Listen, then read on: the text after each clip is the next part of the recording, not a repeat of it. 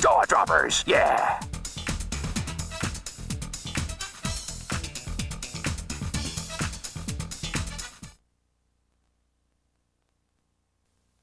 Hi, I'm Larry Anderson, and welcome to Out of Thin Air.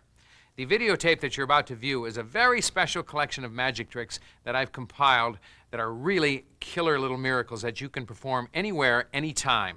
It's really out of thin air means that it's impromptu, spur-of-the-moment type tricks. When someone says, hey, you know how to do magic tricks, show me something. You don't have to be set up, you don't have to be ready. You can use dollar bills, coins, handkerchiefs, spoons, rubber bands. There's all kinds of great tricks here with ordinary objects that you find in everyday life. There's all kinds of great things here. I hope you enjoy watching. Just a word about the format of this tape before you dive in. Some of the tricks on the tape are designed to be done seated at a table, and some are designed to be done standing up, and some of them are just great gags that you can perform anywhere and really get a lot of mileage out of. Now, the way that the tape is laid out is that you will see me perform each and every one of the tricks before a live audience, so you can really get a feel for how the trick is to be presented. And then immediately following that is the full explanation with all the mechanics and all the nuances of how to pull it off. And I want you to go back and forth between the two until you really get a whole feel for not only the secret part, but the way it should look when they're watching it, and how to keep those separate, okay? And then finally, use my presentation as a model, but slowly as you're starting to get it, add your own personality, your own touches to it, because it really should come from you and not just be a carbon copy of me. And also, make sure that you practice each one of these tricks before you perform them.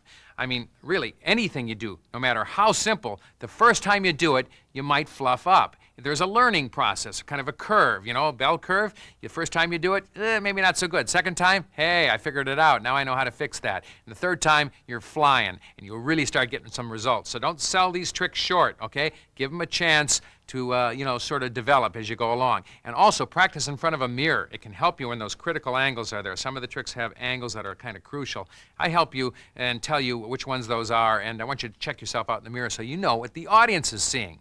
Also, there's a magician's rule: don't repeat the trick. There's a reason for that. They know the surprise. Once they know the surprise ending, you're leading them down the wrong path, and boom, there's a surprise. If you do it again, they know what to watch for, and you're busted.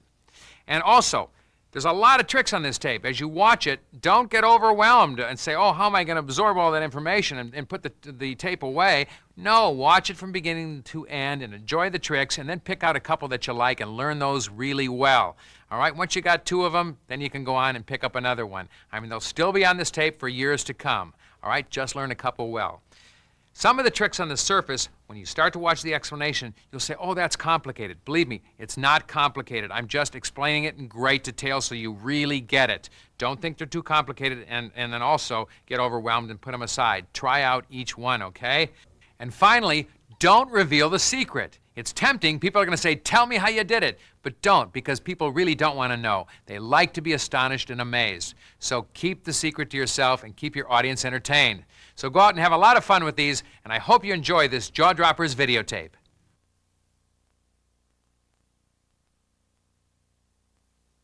Well, what I'm about to show you may seem a little odd because it's not a trick. And that may seem weird to start out not showing a trick in a tape about tricks. But what I will show you is the most important single thing you'll learn on this piece of tape, or on this videotape rather, and that is the basis for many great tricks. It's the fundamental secret to many tricks. It's not a trick in and of itself, although some people mistakenly might present it as a trick. You'll see when I demonstrate it right here exactly what it is, and then I'll explain why in and of itself, it's not a trick. Watch the coin. We place it in this hand, and with a simple snap of the fingers, it's gone. Now that seemed like a trick. Well, it was a trick. But it basically was using a move. And a move is simply a little bit of sleight of hand. It's the most sleight of hand you'll have to learn on all of these videos, and it's very simple. And that piece of sleight of hand is not used to just vanish a coin or vanish an object. It should be used in a larger trick. Now, where is the coin? It's in my lap. How did it get there? I'll show you. When I picked up the coin like this, I really didn't pick up the coin. What I did instead was apparently pick up the coin and vanished it. Well, I didn't really vanish it, I just didn't pick up the coin. It's in my lap. How did it get there? Well, it got there simply by me scraping it off the edge of the table. I never picked it up. It appeared that I picked it up. Everything I did led you to believe that I picked up the coin. The way you practice this move is you simply put your fingers over the top of the coin. You notice when I cover the coin, you don't see it at all, although you know it's there. Now, when I take it to the edge of the table, the natural way to pick up a coin would be to lever it up with your thumb and hold it like that. So everything you do when you practice this is just pick up the coin, drag it, pick it up, drag it, pick it up, drag it, pick it up. You'll notice the thumb goes to lever the coin up just like it naturally would. So now when you want to learn how to do this move, you just simulate everything you're doing when you naturally are doing the move of dragging and picking up a coin, only you let it fall right off the edge of the table into your lap. And by the way, if you're having a napkin in your lap, like I am right now, it'll serve to catch it very nicely so it doesn't slip between your legs. So that's what's the move. Now, you don't use it just to go like this and say, hey, the coin's gone, because there's a psychological aspect of this, and that is you want to let some time pass from the time you've dropped the coin into your lap to the time you vanish the coin. So you add something to it, and that's what makes it a trick. When you add something to the basic move, then it becomes a trick. And if you remember when I demonstrated this, I didn't just go, watch, it's gone. I did this. Watch, I'll take the coin, place it in my hand, snap my fingers, and it's gone. Now, the trick is, how did it disappear from this hand by snapping my fingers and doing that? So that's the psychological aspect. You always take the move and you disguise it with something else so that they don't see the move. So I've now taken the coin, I've placed it somewhere else. Everybody believes the coin is now in this fist. Now, when the coin disappears, it vanishes from this hand, not the edge of the table, or this hand where it was before. So now it's here, you let a little time pass, you do something magical that makes it look like that's what makes the coin disappear, and then you do that. That's where it becomes a magic trick, and not just a piece of sleight of hand or a move, as we call it in the magic business. Now, of course, you can do this with just about anything. You're sitting at a table, and there's a matchbook there, and you say, hey, these are interesting matches. I like the logo on them. You know, the funny thing about it is if you snap your fingers and you throw it in the air, it becomes invisible. See, so the trick has happened with the matchbook. Or you can borrow somebody's finger ring. Say, wow, that's a really neat ring. Look, there's an inscription there. I tell you what, can you hold on to this for just a minute? Yeah, give me your hand. Yeah, oh, sorry, too late, ring's gone. You got another ring I can borrow? So you let enough time pass from the time it went off the edge of the table to the time you were gonna put it in their hand, and they've forgotten that you ever dragged it off the edge of the table and picked it up. So that's why, again, I'll reiterate, it's a move and not a trick in and of itself. It can be used anywhere in many different tricks, of which I'll be showing you in the upcoming tape here. It's also very useful, as you'll see in about 2 tricks down the road, not only to vanish something, but also to switch something for something else. We call it the ultimate utility move because you can use it so many ways to vanish or switch an object.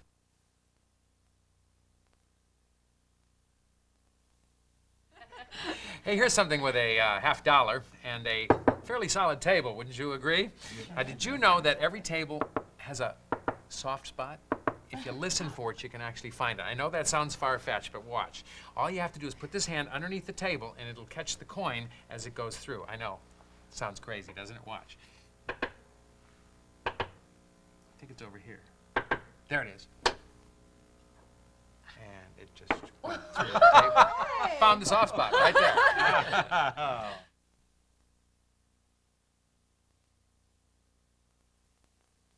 Well, this is a great little trick that can be used with a borrowed coin or a coin that you take out of your own pocket, and it uses audio as part of a convincer to really sell the trick. Once you have the coin that's on the table, you simply do the ultimate utility move, which I just explained, and you explain that there's a soft spot in every table. And if you reach underneath to catch the coin as it comes through, at that point, I'm retrieving the coin from my lap with my left hand. So I do the ultimate utility move, pretend that I have it, say, now I'm going to reach below the table and find the soft spot in the table. And as I have the coin in my hand under the table, I'm simply clicking it to the bottom of the table, right on the edge, just banging it up against the table. At the same time, I'm doing this. Ah, I found it. And then, as I just simply time the 2 hands together, do that, I'm doing exactly the same at the bottom of the table, getting a good snap. Now, you'll notice I'm working on a table with a tablecloth. Not the best table to do it on. You want to have a surface that is like a Formica or solid top table, because ordinarily this would probably sound a little more dull. But we have the tablecloth for many other purposes in this tape, so we're cheating a little bit. Best to do it on a hard surface. So you go, found it, right there, and then simply lift your fingers like that, and then bring the coin out as though it just went right through the table. Great trick. You'll really fool some people with this one.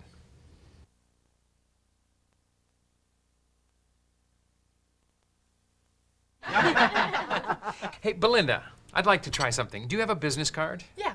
Okay, let's see if we can get her business card. I'm going to show you something that's kind of fun. All right, there. Oh, in marketing. I'll tell you what, why don't you take your card? If you do a favor for me, I want you to fold it in half. And what that represents is doubling your efforts at your job in marketing, okay? All right. Everything should mean something, you know. Now, why don't you fold it in half again, double your efforts one more time. All right. And then the real test of strength is, can she double her efforts one more time and fold it in half again? Of course, this right? sure. That's boy, if you can do it the other way. Good, and put it here on the table. Great.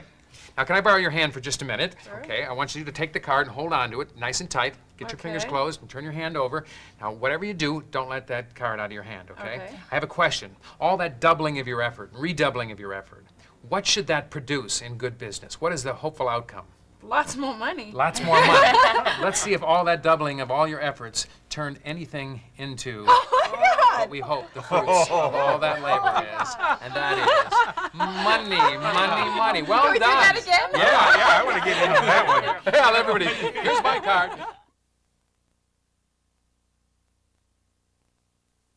My good friend Tiffany is going to help me explain some of these tricks for you. This is a great trick. Makes a big impression when you want to hand out your business card, or actually when you want to take someone's business card and do some magic with it and leave them with an impression. I, of course, borrow a card from someone and then say, I'll tell you what, do me a favor, fold that in half. They go through the folding procedure. I'll just shorten things up and tell them after they've folded it to toss it on the table. If you're sitting at a table, then say, if I can I borrow one of your hands for a minute? Now that acts as a misdirection. It forces the attention to the hand for just a moment, and they'll put their hand out like that, and then you do the ultimate utility move. Now, I want you to look at what's in my right hand. We'll get a good close-up right here. I have the folded dollar bill. I'm going to show you right now exactly how to fold that. You want it to be in as small a package as you possibly can to simulate the same size as a folded business card. And basically, that's this. Fold it in half again, in half again, and in half again. It's not exactly the same size, but it's pretty close. Now that is just simply held in your fingers. You can have your thumb there, and it's there all the way from the start. It's kind of there's a term in magic called palming. And it's not really palming, but basically palming simply means to hold something in your hand and people don't know it's there. And the object now is to keep this hand looking as natural as possible. It's just resting here, holding the bill. So when this gets thrown down, you say, can I use your hand for just a minute? And then you simply put your fingers right on top of the business card. So you got them both. Do the ultimate utility move, just drag and let the business card drop right off the end of the table, and then you just work the bill into the tips of your fingers and stuff it right into their hand. Close the fingers on it just like that and say, I want you to hold that really tight and don't let it out. That's why that kind of covers the reason why you're pushing it into their hand and squeezing their hand like that. Just take control of their hand. Don't be gingerly about it. Just say, I want you to hold that business card. Don't let me get it out of there. And then they'll grab it good and tight. Say, now you keep the card. We're going to see if we can't make some magic happen, okay? And then you talk about doubling your efforts. When they folded the card, you double your efforts again in your business, and you double your efforts again. What do you hope that produces? Of course, they say money. And you say, I tell you what, let's see if any of that doubling of the efforts and folding your card did anything. When they open their hand, they'll be quite surprised. When you put that business card in their hand, they're convinced it's their business card, and you say, now remember, you doubled your efforts and doubled your efforts again. All that little story you're recapping here gives them all the time in the world to forget about picking up off the table. So when you say, let's see if it happened, and they get the bill, you're guaranteed to get a surprise.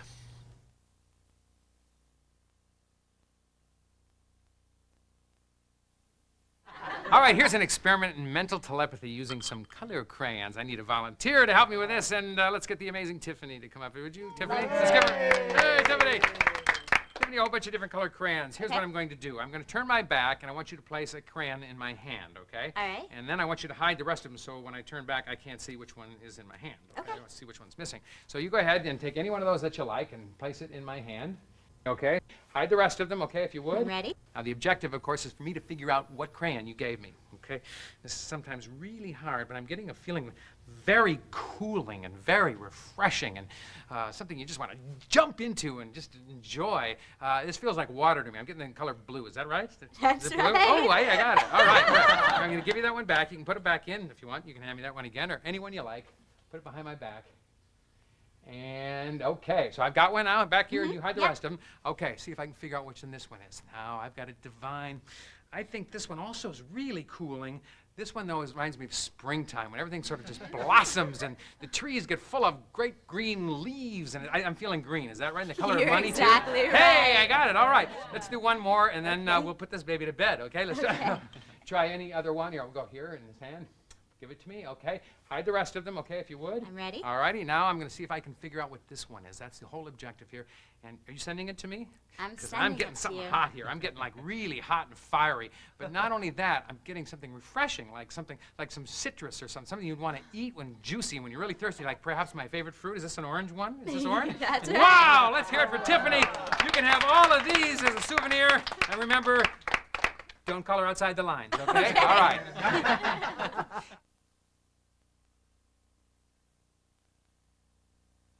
Well, the secret to this is just presentation. There's really very, very little happening in terms of mechanics. I'll show you that in just a second. But the whole success is how well you can sell the fact that you're actually somehow picking up what color it is through mystical senses and mystical perceptions and ESP and all that. So the more that you can sell it about, I'm getting the sense of something really cool and refreshing, anything that green or blue or red reminds you of, because here's how the mechanics of the trick work, which are very simple. Tiffany, what I'd like you to do is hand me one of those crayons when I turn my back.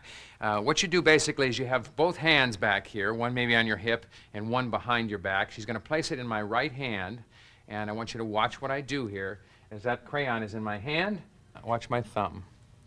Thumb just scrapes across, and look at my nail. That little bit of green there. Now that I've got the green under my nail, I transfer the crayon to my other hand, and then I bring that hand that has the green on the nail out like this, and I say, okay, now it's my job to figure out what crayon you got. Now I've just looked at my thumb, and you don't go, oh, it's green. I mean, you try and do it casually. Hold it about 1.5 feet in front of your face and say, okay, I'm going to try and figure out what it is. Now, as soon as you know what color it is, get your hand sort of away from your eyes, because you don't need to have it there anymore, and you don't want them to think you've somehow got something on your hand that's telling you. So you just see it and you go, okay, I think this is the color, and you start using it out here, and you're looking out here, and all your looks go out here, and that's where the presentation comes in, rather than staring at your thumb. Once you know it's green, that's all you need to know. In fact, sometimes I'll clean the little bit of crayon out from underneath my nail. You notice it's already gone, because it just takes a little flick. So as I'm waving my hands, I'm going, okay, this is a really refreshing color. It's a color of the spring. It has a smell associated with it, too. I know, when I was a kid, what's coming back to me now is that smell of freshly mowed grass. That must be, so it's all presentation. It's whatever you can think of that associates with that color. And then when you get it right, you say, is this in fact green? Before Yes, you it bring it is. out, ask them, did you give me a green crayon? I did. Oh, you did, huh? Oh, sure enough, it is green. So you don't bring it out until you get verification that it's green. And then say, okay, let's try that again. And the same thing repeats. And say, you can of course, give me any color you want.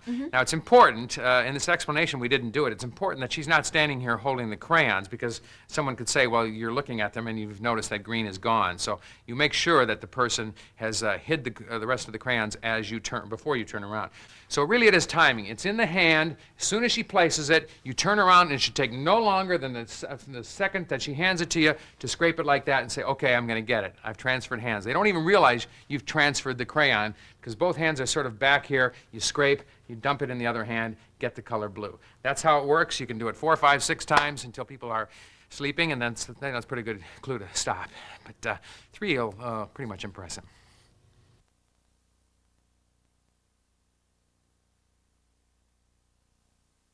Hey, here's something that's kind of interesting with some toothpicks. Now, we know those are made out of wood. Everything in the world is actually made out of some kind of material, and everything is made out of energy. If you really look really close, you know, it's all just molecules. It's electrical energy. But wood is not considered a very good conductor of electricity. For example, I can take a copper wire and pass electricity through it very well, but when it comes to toothpicks, not so well. Except I found that if I find just the perfect polyester material that I rub the toothpick with, I find that you can make a electrical charge jump from one toothpick. Did you see that? Really? Watch. We'll do it again. We rub it right here on the polyester and see if we can't just transfer a little bit of the charge from one toothpick to the other. Chloe, can I borrow your hand for just a second? We'll place that right there on your hand, get a little static charge here, and see if we can't just make a transfer from one right to the other. Those are electrostatic toothpicks, and I think it's rather shocking.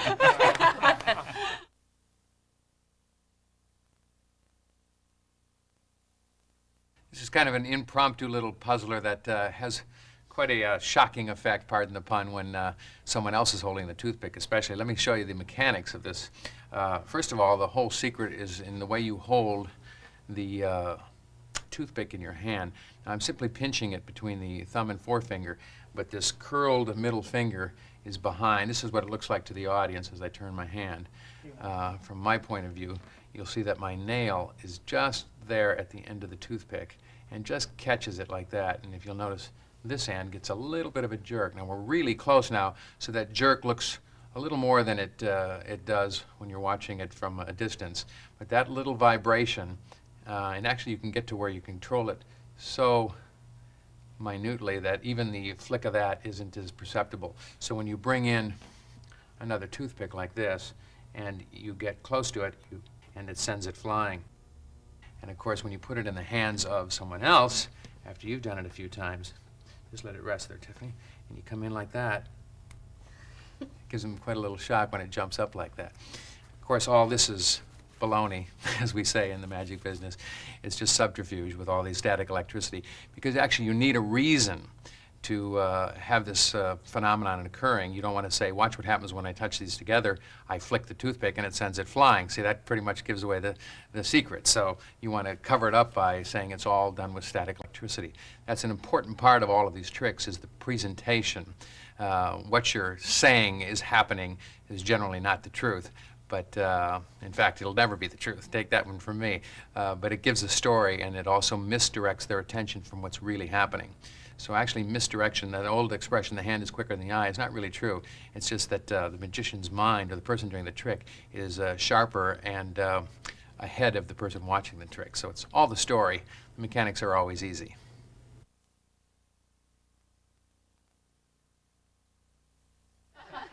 Hey, Steve, we were talking earlier. I told you I'd give you my business card, and I wanted to get yours. Why don't you come up here, and I'll give you mine, and I'll get yours a little later. But I wanted to make sure that you got this. So, hey, wait a minute. Before I give it to you, if you got a second, I want to show you something with this card, okay? Sneaky how I got you up here to do a trick, didn't I? All right, here's my card. I'm going to leave it in my hand and close my fingers around it like that. And I have here a pencil in my pocket. What I'm going to do is try to tap my hand 3 times, once, twice, 3 times, and see if I can't make that business card disappear. Would that be a good trick? Okay, yeah. All right, I mean, it's right there. There's no question in your mind. It's in my hand, right? All right, we'll give it a shot. Watch. 1, 2, 3. Oh, I forgot. It's not the business card that's supposed to disappear. It's the pencil that's supposed to disappear. Silly me. Actually, I'll show you what I did. Look right up here. You'll see that I actually ditched it right up here in my behind my ear. So I was pulling the wool over your eyes. It was a little fun. Let's just try it with the card again. You ready? All right. All right. 1, 2, 3. And the trick worked. The card's gone. Hey! Sorry, I wanted to give you my card. Now I can't do it. Wait a minute. I'll tell you what. I have another one right here. You take that. I'll get yours a little later, okay? Okay. All right. Thank you very much.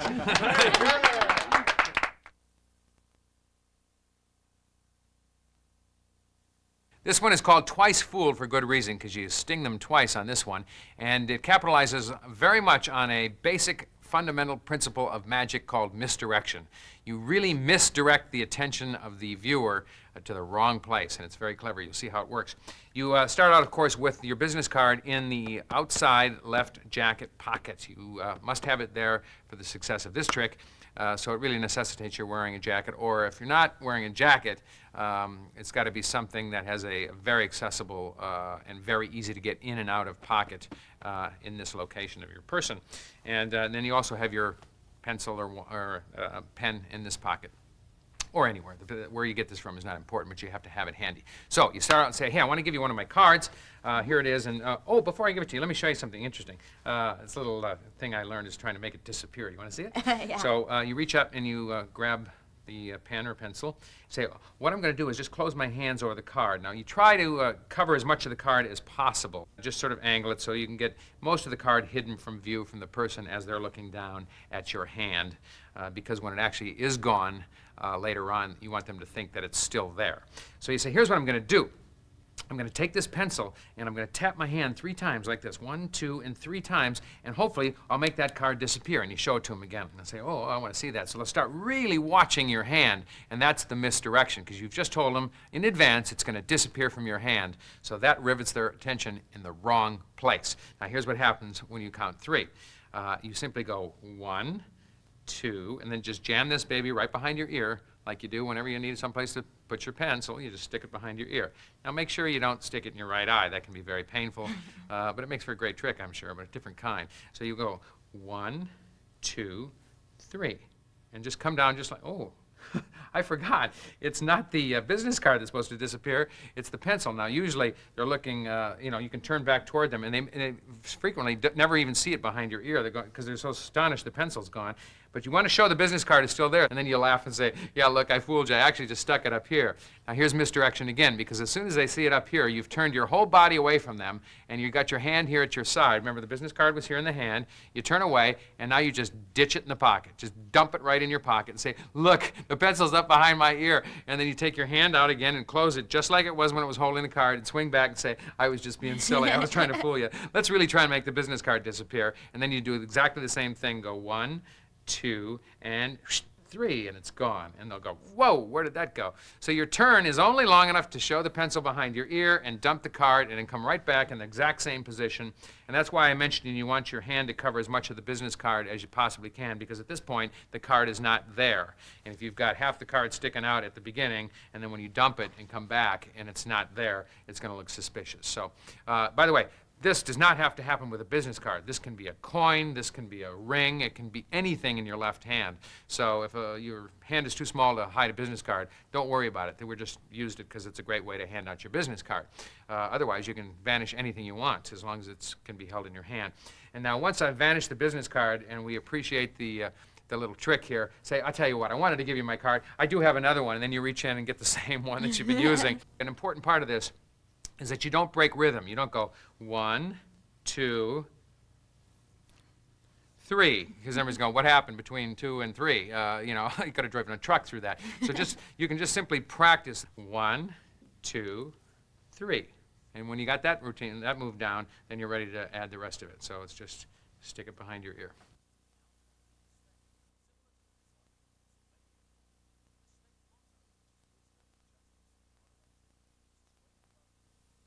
Maybe it's the sign of the times, but the silverware they're making these days is made out of some pretty flimsy material, if you ask me. If you look at that, it just looks like you couldn't scoop ice cream with that if you tried. Which I tell you, if you got into that ice cream thing, you could probably bend the heck out of it, but that's all right. You just straighten it out that fast and you can start all over again. And it's right back to its good old flimsy self. Oh, my God.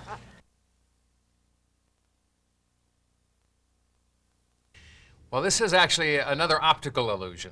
This appears to be something happening that isn't, and you sell it in a number of different ways.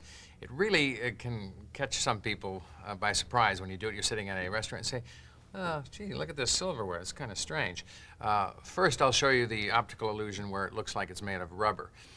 You grab the spoon about, I guess it's about midpoint. Every spoon is different, but you'll kind of feel the balance point on any spoon, and then you're very lightly holding it, and you start to wave it like this, and let it just teeter-totter in your hand. And this is when you can only practice. Just look in a mirror and try it until you get the point where what you're doing is you're moving your hand vertically up and down. The hand is going up like this, the spoon is just wobbling, and it's just an optical illusion, and sometimes it doesn't look rubber at all, and sometimes it just looks like it's just made of rubber. And again, I'll only stress, just try it in front of the mirror a couple of times until you get to the point where it looks like you've achieved the rubbery effect. They say, boy, this stuff is really made of flimsy material these days. Then you go into the bending. Now watch how this works. You put the spoon in your hand, but you notice it goes between the little finger and the ring finger like that. So it's sticking out here. The reason why is you want you want a fulcrum point here too, a place for it to hinge on, because actually you're not bending the spoon, you're letting it hinge down like this as you're bending the spoon. Now the other hand comes into play as a cover. It kind of masks the fact that this spoon is sitting here between these fingers. Just covers right over the front like that, and your two thumbs go together up at the top like this, hiding this. So you should just see the thumbs. So you say, well, look at the spoons. And then the hand comes in, and then basically what you're doing is just relaxing your grip on the spoon as you're making it look like you're getting really into bending it like that, and you bend it right over the top, and your hands come right over. And we're going to show you this from behind. Here we go. Goes down and stops there as you put in all the fake tension of bending the spoon. So it's all optical at that point. And of course the body and the face and everything sells the fact that you're bending the spoon. And even the voice, if you do it, say, boy, this stuff is really made cheap. And then when I straighten it out, it's really no clever way to cover this up. You just grab it like this and show it, hey, it's back. You can do that rather quickly. So it bends, and then say, hey, don't worry, it's straight. That's actually the whole of bending the spoon. And I say, when you pick up somebody's fine silver at their house and go, oh boy, this stuff's really cheap, you'll watch some faces, jaws drop on that one, and then you make it all better real quick.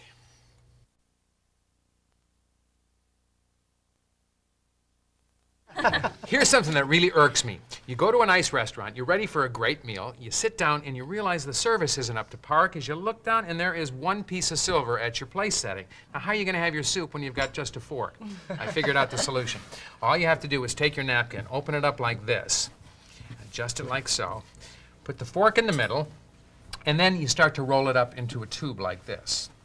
Make sure I don't do any funny moves here, okay? Roll it up like this. And if you're very clever, you can snap your fingers like that and enjoy your soup just the way you want to with that spoon. And you're ready to eat the first course.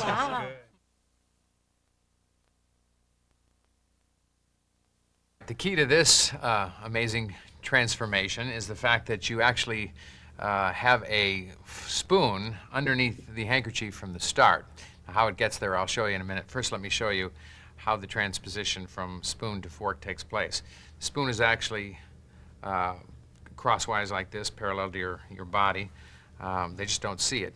You take the fork and you place it right on top. Now the bowl of the spoon is the same way that I have the bend in the fork, so it kind of rests nicely over that. What happens then is you grab the two of them together. I'll let you know here that I have put a little piece of tape here just so you can see right on the edge of the underside of the napkin, because I want you to understand what actually happens in this trick when you roll it up is the whole napkin flips over. And in flipping over, it takes the fork and the spoon with it. So the spoon comes to the top, the fork goes underneath. It sounds weird, but you'll see how it happens. You grab both of them like this through the cloth and you begin to roll it in a nice tube like this. You roll them both together toward the end. Now remember, this is the underside. Watch what happens as you get to the point where these two corners meet. This one flops over, and the other one that had the piece of tape there is now on top. So when the two corners exchange places, you can now unroll it like this, and the spoon is there instead of the fork. So that's how the transposition happens. Now there's one other item here, is once it's happened, all their attention is on the spoon, and it's very easy to simply pick up the spoon like this. Now the fork is right there, and behind it, underneath, is to pick up the spoon, and you simply drag the fork right off into your lap, and you say, that's the spoon transformation. So, let me show you how this all starts at the beginning. You need a little bit of preparation. When people aren't watching, you simply take your napkin and fold it like this. I folded the ends in like that, so we have them meeting in the middle, and then you fold it in thirds like this, and then you put the spoon right underneath it like that. So when that's set up, you can then take the fork and throw it on top. So now all you have to do is grab the spoon and the fork right through the napkin, push it into position. Spoon is right underneath.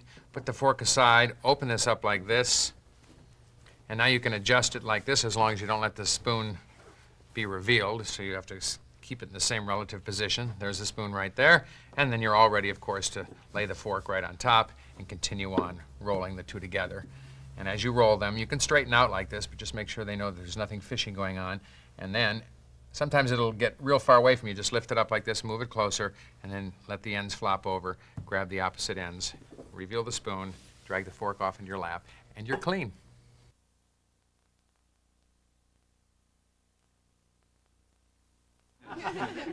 Hey, I'd like to ask a question. Angels are very popular recent years, aren't they? I mean, you hear a lot about them. There's magazine stories about them, and you turn on TV, there's stories. Anybody here kind of believe in angels? Oh, come on, all of you? All right, well, good, because I want somebody who believes in angels. Brooke, would you help me with this one? Yeah. Okay, good. Okay, stand right over here. Right over the trap door. Good, that's good. I'm just serious. Okay. What belief in angels do you have? Do you actually feel that they're guiding your life, or? Yeah. Yeah? Really? Yeah, I Have feel you like had they're any? around me. Yeah? Well, good. That's going to be perfect. Because we're going to see if we can't summon an angel. Now, you've probably heard that some people think there are good angels and, you know, bad forces and good forces. In fact, there's that sort of image you get of the good angel sitting on one shoulder and the bad angel, you know, whispering in your ear. And, yeah? You're familiar with that? Yeah. If you were to have a good angel, which shoulder do you think the good angel would be sitting on yours? That one over here? The bad angel over here? All right, let's see if we can't summon an angel. Stand right there. Here's what we're going to do. I'm going to take my two hands like this. Yeah. And I'll come toward you and touch your eyebrows, okay? Okay. And I'll say 1, 2, and I'm going to come in and touch your eyelids with my fingers. I won't touch hard, and I'll ask you to close just like that, and I'll touch your eyelids, okay? And when we've done that, we'll see if we can summon an angel. Okay, you can open your eyes now. All right. Okay. Now, if you feel the presence of an angel, something happen or something occur, then it's okay to open your eyes, okay? Okay. All righty. So you ready to go? Yeah. Okay. 1, now keep them open until I say close. 2, close. 3. Something happened? Yeah. Went like this on my shoulder. Oh, that would have been the good angel then, wouldn't it? Yeah. Wow, cool. Huh? I didn't see anything. That's very cool. They're all where they were, weren't they? So it had to be your angel. Let's try it again. Maybe the bad angel is here, okay? Try it again, okay? Watch. No, there's nothing over here. All right, go for the bad angel here. 1, 2, close. 3. What was that? I don't know. I didn't see anything. Anybody see anything? No. What happened? Did you feel something? Because the angels are Yeah, invisible. something brushed my shoulder. Must have been the bad. This shoulder here had to be the bad angel. I don't know. I have no explanation for it. Did anybody get up here? They're all in the same place. One more time. Let's just try this. 1, 2, close. 3. I don't know. What angel was that? I have no idea what angel that was. I think you're spooky. You better sit down. Everybody stay away. Give her a round of applause for helping.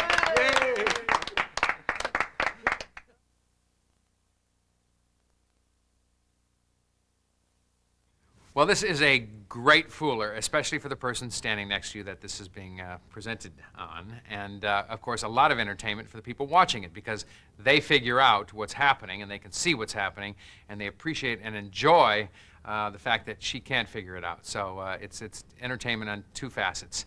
For you, though it should be a real mystery, you, again, rely heavily on the presentation of angels, touched by an angel. The fact, as I set it up in the presentation, you can watch it again. You bring up all the bit about angels being very popular. Do you believe in it? A lot of people believe in angels, the good, the bad angel, the shoulders, and all that sort of thing. The actual mechanics are what I'll show you now. You can watch the presentation for the story. You're simply conditioning the person to believe the sensation of 1, and seeing that. Don't close your eyes until I say close your eyes, okay? 1, 2, so they're really getting used to seeing the 2 fingers come to their eyes. So you've conditioned when they finally feel this, that those are the same 2 fingers. It's a conditioning process and it's very important. So you actually say, here's what I'm going to do. I'm going to touch your eyebrows once, twice, and then I'm going to ask you to close, 3, and then actually say, while you're explaining what's going to happen, actually use your 2 fingers, and then I'm going to put them on your eyeballs and say, I won't push hard, don't worry, I just want to touch your eyelids. And then go ahead, open. And then what I'll do is maybe something magical will happen or mysterious. So they're seeing you with your 2 fingers in front of their eyes, so they now will not suspect anything other than that when they actually feel the angel on their shoulder. So you understand now? Okay, great. So then you go ahead and you do the old switcheroo on this one. You say, okay, here we go. Don't close your eyes till I tell you to. 1, 2, and you say close, 3. And then you go and touch the eyelids. So say close before you say 3, so that gives you time to switch from here. Now you want them, also you want their eyes closed so they don't see you do this. And that's one of the frequent mistakes with this, is that someone will, open your eyes, Tiffany, great. Someone will go, and 3, close.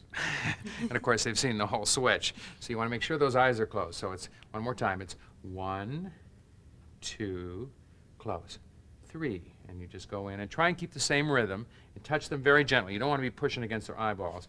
And then just give them a little light brush like it was an angel. Now, when that happens, and you can even tell them up front, if you feel the presence of an angel or you feel anything like somebody might have made their appearance, go ahead and open your eyes. And you can actually say that with confidence, because by the time, go ahead, close, by the time you touch them, if you're quick, you get back right to here, they're going to open their eyes, and it takes a second for their eyes to sort of adjust to that close. They will not see you coming in from the outside with that finger. They'll actually, the first thing that they'll actually see is the tips of your 2 fingers, and then you start pulling them away slowly as though they've been there all the time. So that's all very important. So one more time, just so you got it. 1, 2, close, 3. And then get right back into position, and make sure you get that second finger in so you're not sitting there like this. That'll be telltale. So you go from here to open to there, and then come back real slowly off their eyes, just the same way you went in. And then you can do the bad angel too. So go ahead, close. And just, you have to be careful reaching underneath there like that. Open. Yeah, good. And they'll see that. And then I always like to finish by, close your eyes again, is going just a little tap up there. It kind of surprises them. Say, what angel was that? I don't know. I don't know. A devious one, I think. All right, that's how you do it. Have a great deal of fun with this, and I'm sure you'll find for just 1 person or 10 people, it'll be a real crowd pleaser. For 1 person, a real crowd pleaser? Not sure how that works.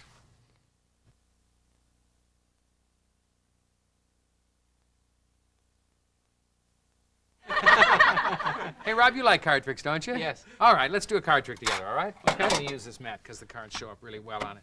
What I'd like you to do, first of all, is mix up this deck of cards and make sure that they're in no prearranged order until you're happy that they're mixed and they're totally random. You can shuffle them, cut them, or whatever you like. Okay, in the meantime, I'm going to take out one of my business cards here that we're going to do something with in just a second. Okay, you're pretty good at that. Almost. Almost, pretty good. All right, everybody see that they're well mixed? Yeah. Okay? All right, let's see what happens here. I'm going to make a prediction. Let me just concentrate here. 2 cards. 2 cards are talking to me. I'm going to write them right here on the back.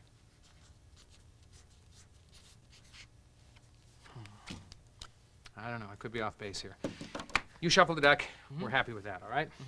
Here's what I'd like you to do. Take my card. Don't turn it over. But as I run through the cards, I want you to insert it anywhere in the pack that you like between any 2 cards, okay? All right. Go ahead, anywhere you like. If you want to go up here, I'll spread them there. It's up to you. Up Totally there. random. Up there. Okay, but only put it in halfway. Leave it jutting out half the deck. Okay. Okay. That's where it goes, right? Okay. I told you I wrote something on the back of the card. Yes. I kind of intimated they were 2 cards, all right? Right. All right. I'm now going to let you see what 2 cards I wrote on the back of the card. There's where you put it, 5 of hearts and 5 of spades, okay? I'm going to spread the deck exactly there.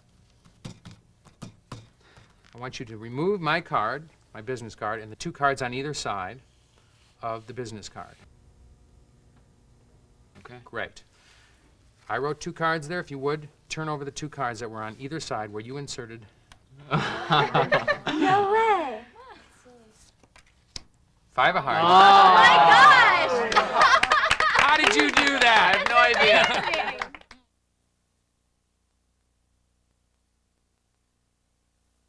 Here's another great trick using a business card, and a terrific way to get your card into somebody's hands in a magical fashion.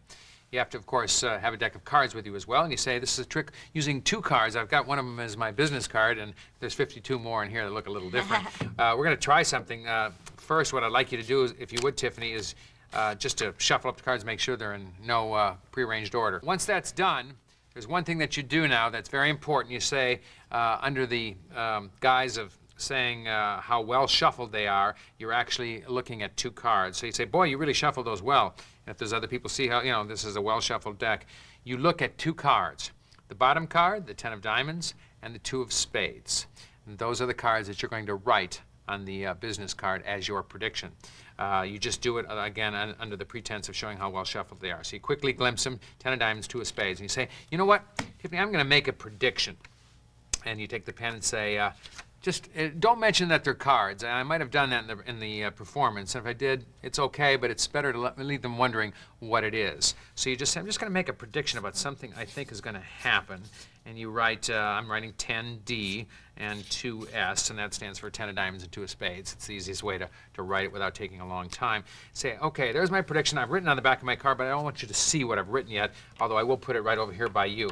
What I'd like you to do is you shuffled this deck, right? Yes. Of course, you want to remind them of that all the time. All that good stuff helps make it seem even harder. Say, I want you, anywhere as I go through here, at any place in your shuffled deck, put my card in between any 2 cards. Okay. Now, make sure you tell them, don't turn the card over. I don't want you to see what I wrote, so they don't flip it over and see something at that point. You say, now that's a free choice. You want to change your mind, or are you happy with the mind you have? No, I'm good. Oh, okay, great. All right, little joke in there. Now, you say, leave it sticking out halfway. If they don't do that, say just leave it sticking out halfway, and then you just carefully close up the deck so that there's no suspicion that you've moved that position. Now you say, all right, your card is there between 2 cards. I didn't influence you in any way. I've written something on the back of that card.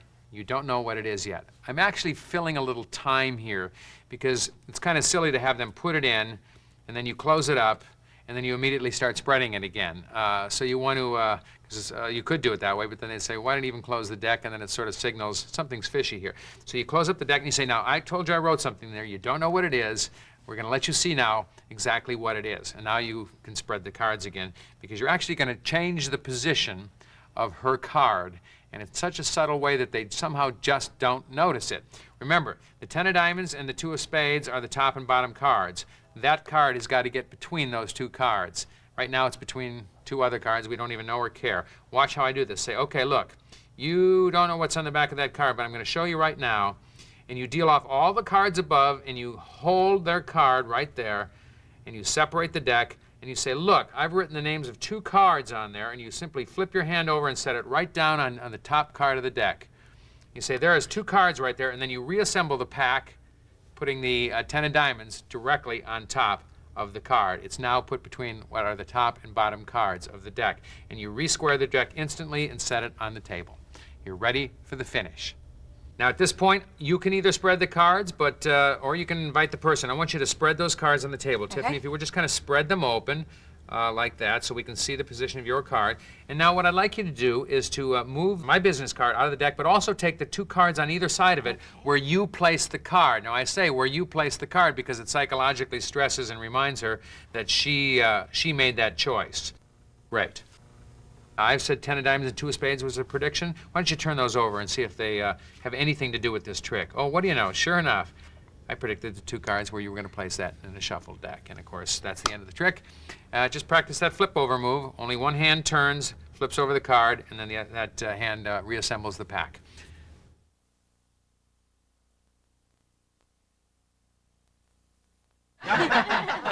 Here's a little puzzler with a rubber band, something we use every day in life. Rolly, have you got a ring that I can borrow? A men's finger ring? Sure. I'm going to try something with a rubber band. Go ahead and set it down. I'm going to break that. And we'll take the rubber band and run it right through the center of the ring like that. Now, you know, everything in life has its opposite. I mean, it's just the world's made that way. Positive has negative, left has right, yin has yang, up has down. Even something as basic as gravity. Gravity works every day. It's part of life, right? Even gravity has its opposite, and something called anti-gravity. Watch. Look at that. I love it. That's great. Thank you, Rolly. I hope you got a rise out of that.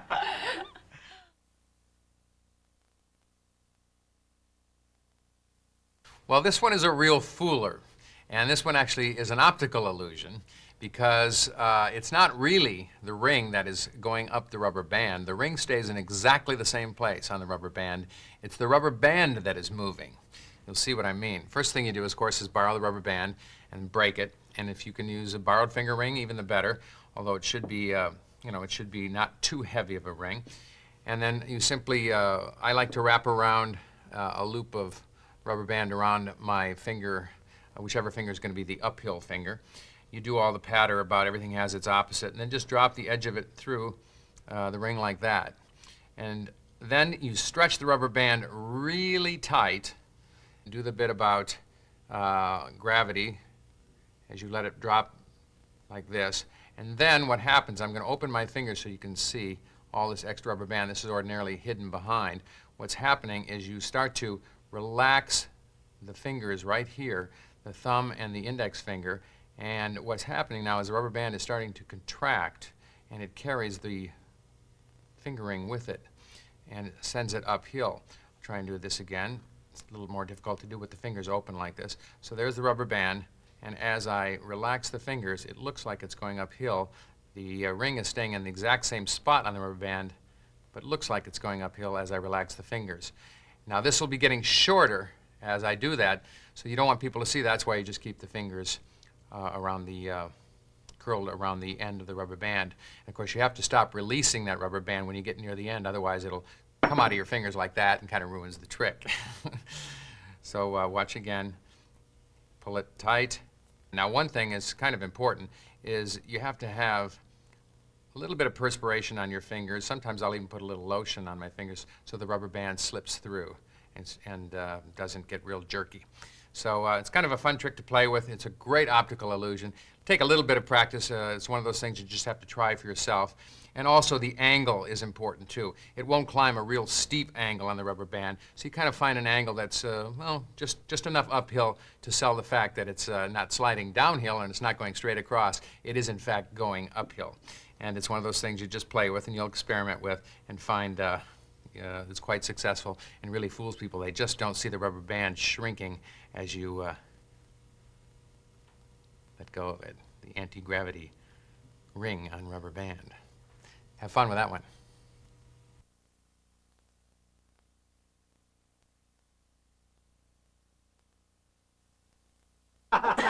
Hey, I got a question. How many of you have heard of a guy named Houdini? Oh, yeah. Yeah. Houdini was an escapologist, which is just a fancy word for a guy who knows how to get out of stuff, okay? He was really good at getting out of jail cells and handcuffs and all sorts of things. Let's pretend this is Houdini, and if you'll take him, Tiffany, we're going to shove him into his next challenge, which is this glass. It's almost like a cell. We're going to stick him in there as hard as you can and jam him in. All right, great. He's now, in there. All right, now Houdini would never go in and have the door left open. I mean, that's too easy. So what we're going to do is we're going to lock him into the jail cell, okay? Because that would be a real good challenge. And I want you to take the rubber band, if you would, and we'll put it right around the top so there's no way that he can get out. Great. Great. Now, Houdini's inside. He really can't get out. But being that he's Houdini, he's going to dematerialize. He was known as the man who could walk through walls, and you'll see Houdini can, in fact, get out of anything. Hey! Including this glass.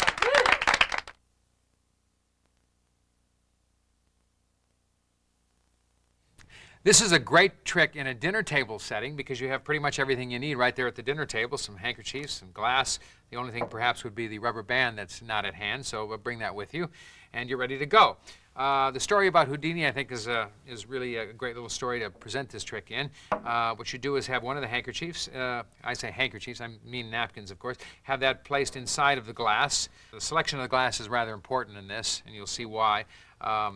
You need to have a glass where when this is inserted deep inside and shoved down, that the glass can be turned upside down and still retain the napkin inside. So here's how this works. After that's put inside, you have the other napkin like this, and you've introduced the rubber band into the scenario. You say, of course, Houdini would never be in anything without being locked inside. So you take the other napkin and you have it as spread in your hand as you can, so that you can have it open. Now, obviously, if you have a big hand like mine, it's real easy to get quite a bit of open spread of this handkerchief because you're going to bring it in front of the glass like that for a moment, and you want to have enough cover. So your angles are a bit critical on this one. You say, okay, so Houdini's inside of here, and we're going to make sure that he's well secured. You bring this around, and I'll show you now what happens behind.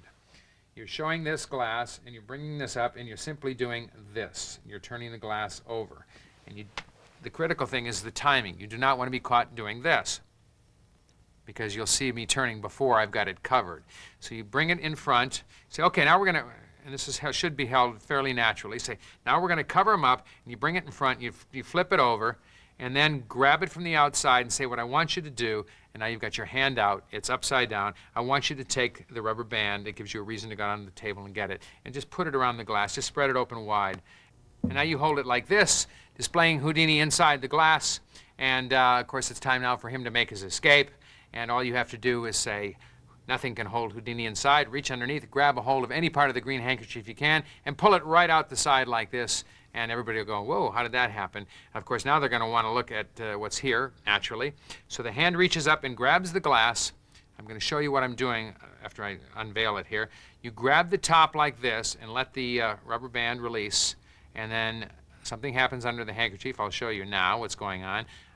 This is under the handkerchief. As soon as that releases, you just let it rotate in your hand like that. All that happens underneath the handkerchief. So as soon as that releases, you say, and of course, when you unveil it, it's right side up and reinforces the fact that it was never upside down. So you have to practice that in front of a mirror once or twice to make sure you get the handling and what the angles are on it. But it's really quite surprising because people wonder how the heck did that get out of there. It was all sealed up.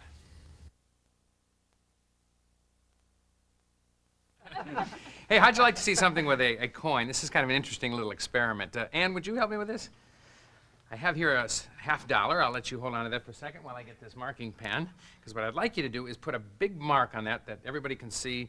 It's a permanent marking pen, and I wanted to do that so that you know the same coin is being used all the way through this. Okay, we have a big B there. Ann just wrote a B. We'll trust that you know what that means, all right? So here's what I'm going to do. I'm going to try and make this go right through solid matter, okay?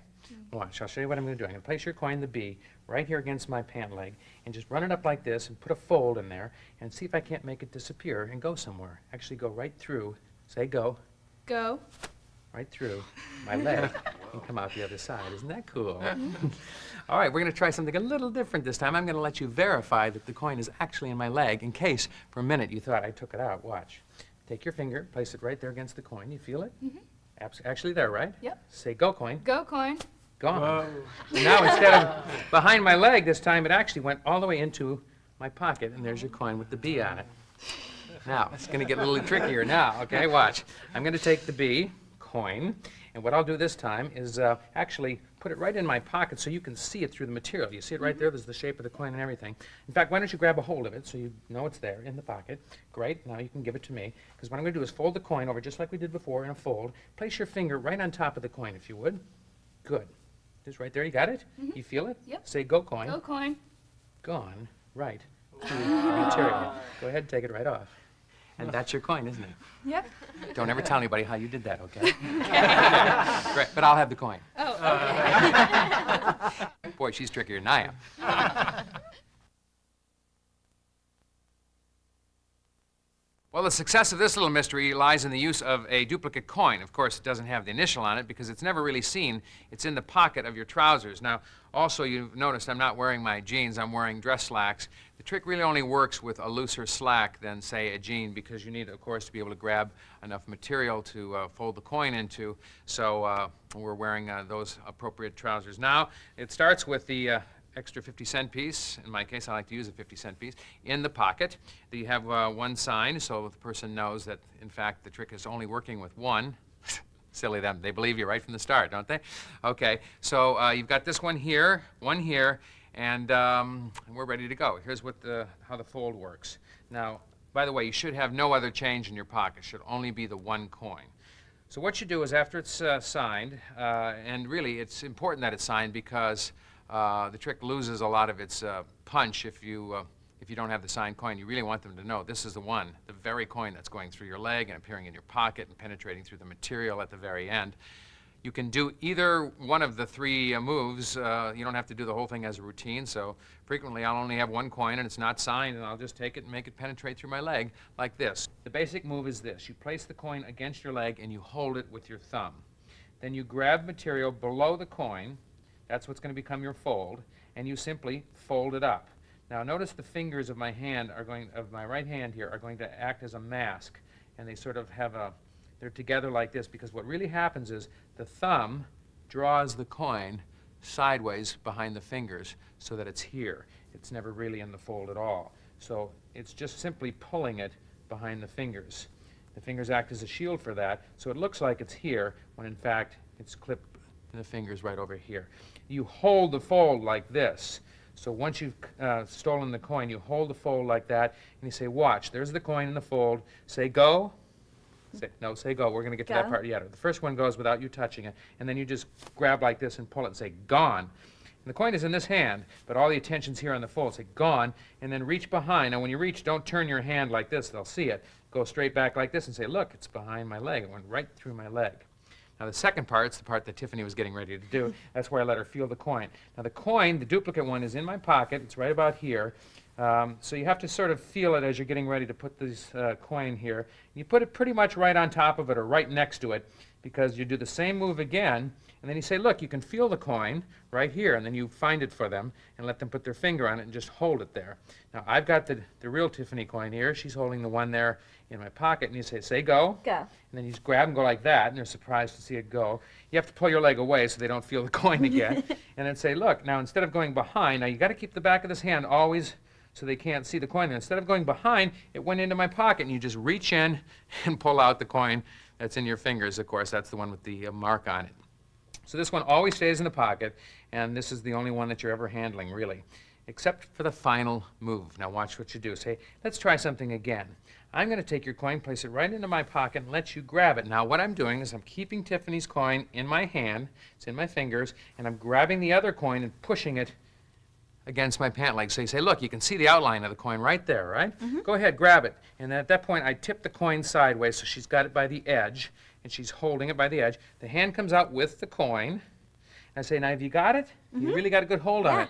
That gives you all the cover to slip behind your leg like this, and I work the coin right to the tips of my fingers, because I want to be able to do this move. I say, okay, let go of it, and I pull it kind of straight up like that, so you can see this, still see the coin in some cases, and then this hand comes behind, it's just ready to slap that right there and fold the whole thing down. So it just, once you take it from her, you say, go ahead, let me, you have it, hold it again. Say, go ahead, give it to me. Okay. I'm going to take it and just fold that whole thing down like that, and you're just loading it right underneath the coin. And so you've got the situation here where that's the Tiffany coin here, and it's sort of just folded right down on top. And you say, I tell you what I'd like you to do.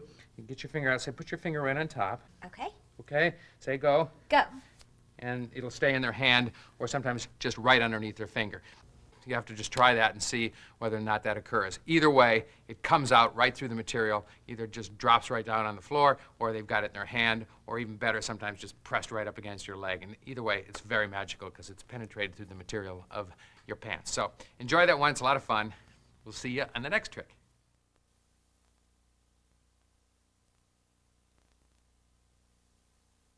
You know, while I was driving over here today, I had the weirdest premonition behind the wheel of the car about something automotive. I don't know if it was because I was driving. I don't know what it's about. I'm hoping this little experiment I'm about to conduct will explain something. Scott, would you help me with this trick? Sure. Okay, this involves my business cards, and I want you to have one of my business cards, and I'd like to get one of yours. I'm going to place a bunch of them on the table here. And I'd like to see if this premonition I had has anything to do with the cards. I'd like to give you my card, as I said, so let's eliminate all of these cards except one, because I have a feeling that only one of these, I guess 9 or 10 cards here, is right for you. I don't know what that means, but we'll mix them up like this, and let's eliminate just in a random, haphazard fashion by doing it this weird way. I'll point to 2 of these cards, and then I'll ask you to eliminate one of the 2 cards I'm pointing to, and then we'll switch around and you point to 2, and I'll eliminate one of those, and then we'll go back and forth till we get down to 1 card and see what happens, okay? Right. So we'll mix them up, and I'll start out by pointing to these 2 here. Which one do you want to eliminate? Okay, that's gone. Now you point to 2 cards. Great, I'll eliminate this one, and now I'll point to 2 cards, these 2. All right, that one's gone. Now you point to any 2. Great, and I'll eliminate this one, and now I'll point to 2. How about these 2 here? All right, that one's gone, and now you point to 2. All right, and that one's gone. Now I'll point to 2. How about these 2 here? All right, that one's gone, and now, of course, if you point to 2, go ahead. You don't have much of a choice, do you? I'll eliminate 1. Now let's see if we can find out what this is the one we're going to hold on to, but let's look at these here that we eliminated. Now, I told you it had something to do with automotive. I'm going to confess, I wrote something on the back of these cards. I'm going to turn them over. You'll see I have the names and colors of various cars. That's a black Jeep Cherokee, yellow Chevy pickup, a red Honda Accord, a silver Chrysler LeBaron, a blue Nissan Sentra, etc. There's a few more. You can read those. Are any of these your car, No, Scott? No. What do you drive? A Gold Isuzu Trooper. Let's look at the one card that we came down to and see if that has anything to do with what happened right there. I'm so glad you drive that car. Now, if I can find 8 people that drive these, I can do this trick 8 more times. That's great.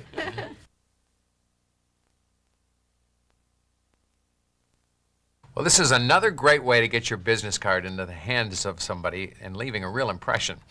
They'll never forget this. They'll also be left with a card that has, Gold Isuzu Trooper written on the back of it, or some other piece of information you've been able to glean from them. Obviously, the success of this trick depends upon you finding out some information about that person. And you can be very creative here. One way is if you're meeting somebody for lunch.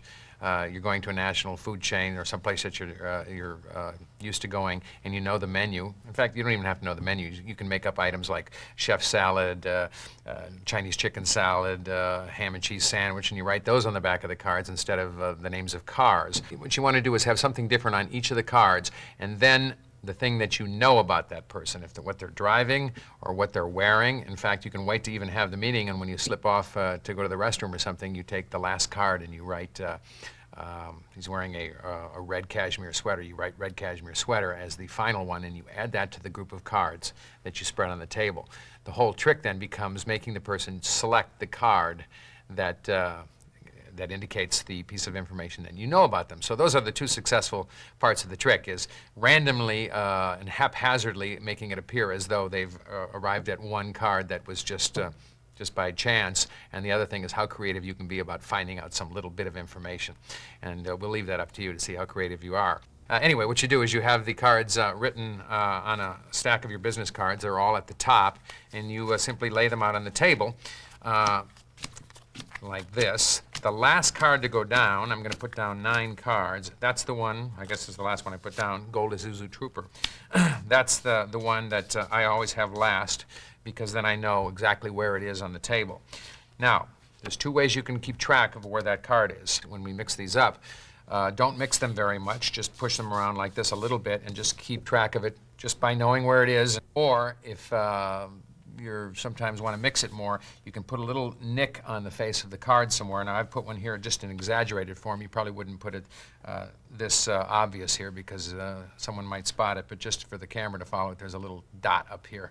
But actually, it doesn't have to be much smaller than that because they're seeing a whole lot of information on the table here. So you keep track of that, you mix them up. Now, there's 9 cards here. If I started out with an even number, it does make a difference. It just makes a difference as to who starts the process first. I always start out with odd because then I start first, and it's an easy way to remember it. I'm odd. And we all know that probably by now. So if you start out with odd, I start first. You simply explain to them that you're going to point to 2 cards. They'll eliminate one of those 2. Then you'll have them point to 2, and you'll eliminate one of those. The process is simply you always point to 2 cards that aren't the one that says Gold Isuzu Trooper on it. And then, of course, no matter what one they eliminate, it makes no difference. When it comes to be Tiffany's turn, if she points to any 2 cards and it's not the one that says Gold Isuzu Trooper, then you can eliminate any one you want. If she points to the Gold Isuzu Trooper, well, obviously what you do is you eliminate the other one. So it's just constantly eliminating all of the cards that are not the one you want the person to have, mixing them up in between. It looks very random and very haphazard. And finally you'll get down to the 1 card, and you put that one there, and you say, well, we've got 1 card here. I don't know why, but it just seemed like one of these cards was more special for you. And you say, I told you I had this premonition about automotive or clothing or what you were going to eat for lunch today. And then you say, all of these cards we eliminated. Black Jeep Cherokee, the tan Toyota Celica, the green Toyota, and then you go through them all, lay them on the table, and like I say, this can say chef salad, ham and cheese sandwich, omelet. You say, none of those you had for lunch, or none of those you drive. Why in the world did we get down to the 1 card that's the car that you drove here, or the thing that you ordered for lunch, or whatever? It's probably a much bigger surprise than it should be, but it does leave them a little fooled when they see this, and then you say, well, gee, I'm so glad that you drove that car today, and I hope we can do some business together. And they'll always remember that when they see that written on the back. Oh, yeah, that was that Larry Anderson. Well, he gave me that card. They'll remember you, believe me.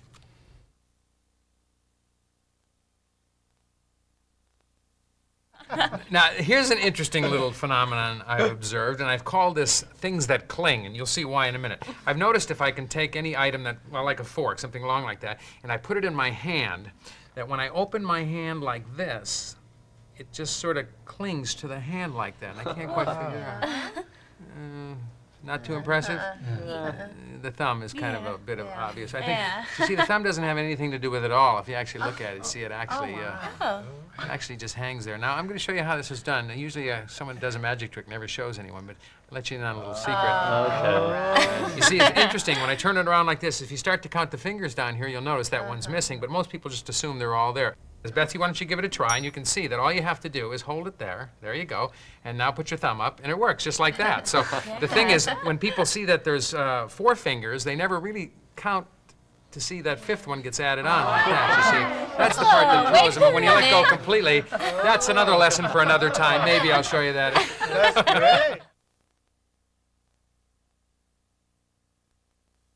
Well, this is what is commonly known as a sucker trick in the magic business, and maybe not too well named, but it kind of makes suckers out of the audience in the sense that you teach them a trick, or they think they know how something works, and then you come back with a double punch and fool them again. So they actually do get to learn a trick, but not all of it. And in this case, of course, you start out with the fork, and you say, you know, interesting thing about this silverware, it has a strange magnetic property, and you put your hand here, just as the trick was with your index finger here.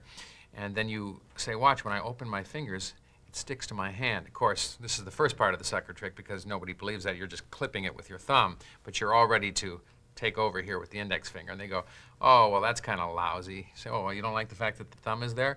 And then, of course, you move the thumb out of the way and just push the fork over a little bit, and they see it clinging there. So that's the first part, and they go, oh, how do you do that? And so you've sort of suckered them into that already, and they say, here, I'll show you how it's done. And then you just turn your hand around like this, and you show them the finger holding the fork in there, and they, oh, that's really cool. So I say, oh, I'll tell you what, give it a try yourself. Now, this is what's called misdirection again coming into play, because you now have them all looking at Tiffany here as she does it, and while she's doing that, you're saying, that's really great. You're going down into your lap and picking up the knife that's been sitting there from the start. See, we're always one ahead of everybody here. I've got this sitting in my lap. Also, I'm wearing a watch. Now, in order to do this part of the trick, this extra part, you have to have a watch on. So now my arm is resting at the edge of the table.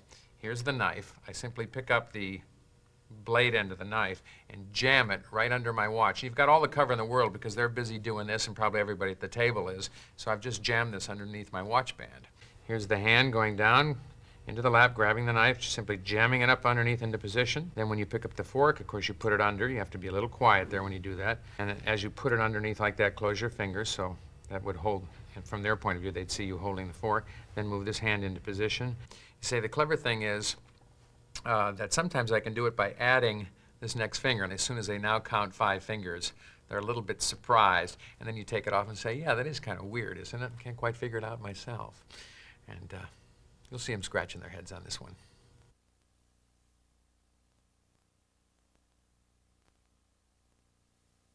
I've got an interesting little head scratcher for you. It works with a penny. A penny and 2 hands. Watch the hands, watch the penny. We'll see if we can make something magical happen. Penny, penny, and now. Whoa. All right. Not bad. All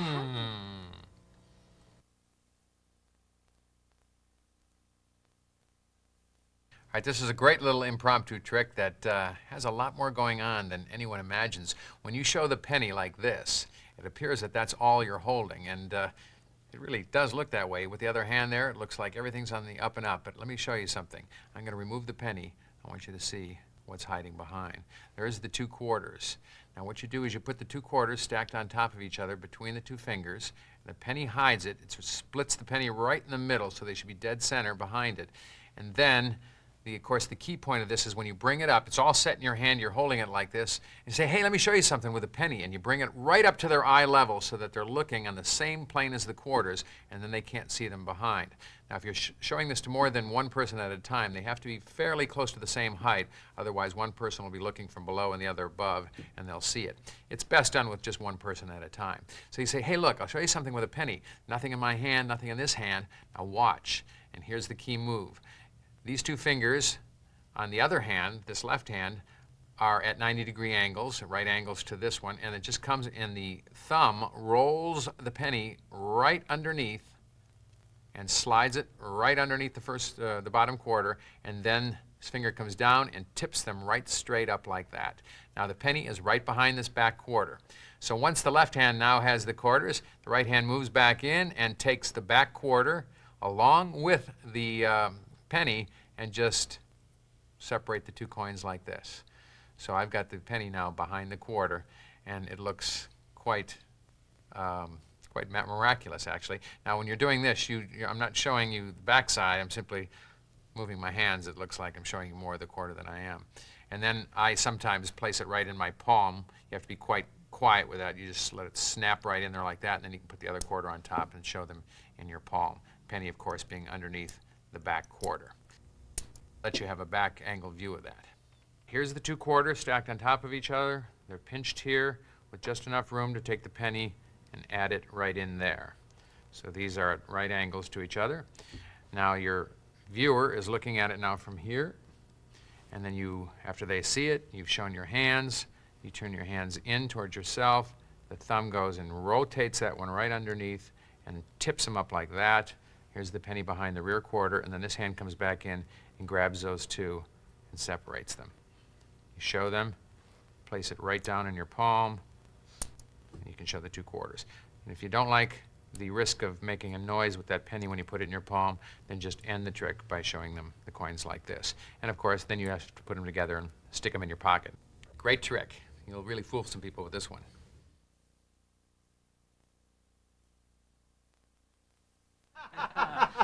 Hey, I'd like to try something, an experiment in the psychic sciences.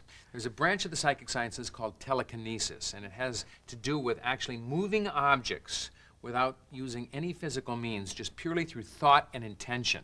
So I'm going to give that a try and see, well, actually, not just me, someone with me is going to give it a try, but I need an object, and I noticed, Steve, you were smoking earlier. Can I bum one of your smokes and take a cigarette? And Carrie, would you help me with this? Yeah, All right, because I think when it comes to moving objects, nobody better than someone named Carrie. You saw the movie, you understand my joke. Carrie, I'm sure you know what I'm talking about, right? Okay. Well, here's what we're going to do, though. We're going to try and move the cigarette purely by thought and intention and channeling energy and see if we can muster energy flows into that cigarette and cause it to actually move or spin or something. What I'd like you to do is take your hands like I am now. So when I look at you, I look at as you being a good puller of energy, someone that tracks good energy toward them, and I'm going to push the energy and see if we can't make this move. So actually try and draw that as we do this, okay? Now think and concentrate and channel energy. Wow! See that? Carrie, how did you do that? Because I don't think I could have done that alone. That was amazing. Let's try it again. See if we can go another direction. Here. Okay, just pull, Carrie. Whoa. Carrie? Whoa, whoa, whoa. One more time. Let's try another direction, okay? Yeah. Very well done. Whoa! Wow. Pretty cool? That's awesome. All right, then I'm going to let you keep that for a souvenir, all right? Don't let me catch you smoking it, though, okay?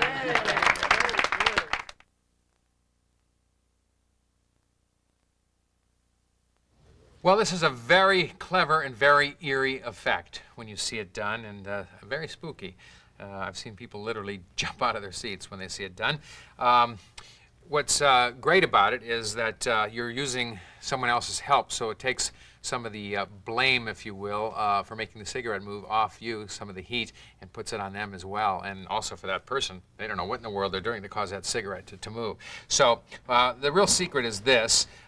You make sure the person that you're enlisting their help, that their hands are held high. You say, you be high, I'll be low, and you kind of pull and I'll push, because the actual mechanics of making the cigarette move are so simple that it's simply the act of doing this. A slight breath like that causes a cigarette to roll. You're blowing on it. And the only reason it works is because you've got attention so riveted on the cigarette, and you've done so much story ahead of time about energy, and we're going to channel energy. And you say, now watch that cigarette really close. Everybody, come on, take a look. If you watch it close, you might see it move a little bit. So if it's a little bit, they're going to want to get close to see it move. And that puts all the attention here, and you keep yourself away from there, and it's just a real subtle. Now, you don't want to purse your lips like that. You got to learn to blow air stream of air without changing your facial muscles very much. But again, you've got some latitude because everybody's looking here if you've done it right. And you start doing, say, I want you to push and pull and see if we can do anything. Move your hands, rotate them around a bit. Yeah, like that. See if you can pull that energy. Yeah. Right. And you get it rolling like that. You can actually change directions a bit as long as you're not vertical like that. Say, let's try it this way. And then you'll be hitting it across like that with your air, but it'll still send it off in that direction. And you go. And you might even do it a third time. You don't want to do it more than 3 times. Okay, pull. Yeah. And usually if you're on a really hard, flat surface, one little burst of air will send it rolling, and then you can pretty much stop blowing. In any room that has any ambient sound, whether you're in a restaurant or room and there's people around, the sound of your breath will not be heard. If you're in a deadly quiet room, and where I am right now is deadly quiet, and maybe you're hearing a little blow, but that's not typical because there will be ambient sound in any room with any life in it, and that'll cover up any sound. But you don't want to be going like that either. It's just a slight breath that's going to cause it to roll. Again, the key to this is to focus the attention on the cigarette, and it'll really, really cause people to be alarmed sometimes if you really make this dramatic. Another note is you can do this in a version like at a McDonald's or a fast food place where they have straws. Drinking straws are great for this.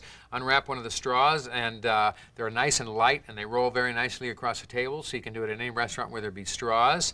You can even take if you have a very light pen or marker or something that's perfectly round. Obviously, you need a completely round surface. Anything with any edges or facets on it aren't going to roll. It has to be able to roll and roll rather easily. And of course, the tabletop, whatever the surface, if you've got a tablecloth on a table and it's not a very, if it's a kind of thick, fibery one, it's not going to roll, so it won't be successful. The flatter the surface is and the harder the surface is, attributes to the success of it. So practice that on different surfaces and know what your limitations are. And that's pretty much it. I know you'll blow some minds with it. Give it a try and just practice learning how to blow. And also the angle. There's one other thing. Make sure you learn where the angle of your breath is going, and the only way you can do that is by trial and error. You can hold your hand and go, oh, I'm blowing too high, I'm blowing over the cigarette, or I'm blowing too low, and it's just bouncing up like that. You'll get the right angle. And then also, you don't need to, once you get it moving, you don't need to be following it and continuing blowing it. In fact, if you can keep your body in the same position, it sells it a little better, so you're not going, because then when your body moves with the cigarette, it tells them, oh, his body is psychologically somehow having to do with that. So you can just stay back here, and you're doing this, and only the cigarette moves. So if your body stays back here, then it doesn't tie in with the motion of the cigarette. There you go. Enjoy it.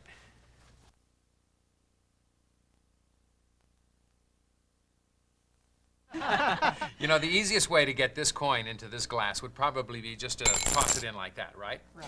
Of course, I could make it more difficult on myself by putting some space between these. In fact, if I were to put this underneath the table like this, I'd have to take the coin the long way and then drop it into the glass like that, right? Maybe there's a shortcut between the two, perhaps right through the center of the table. Let's watch. Glass will go underneath, and we'll cover the coin and just rub it and see if we can't make it go right through. Oh, okay. That's neat. Thanks.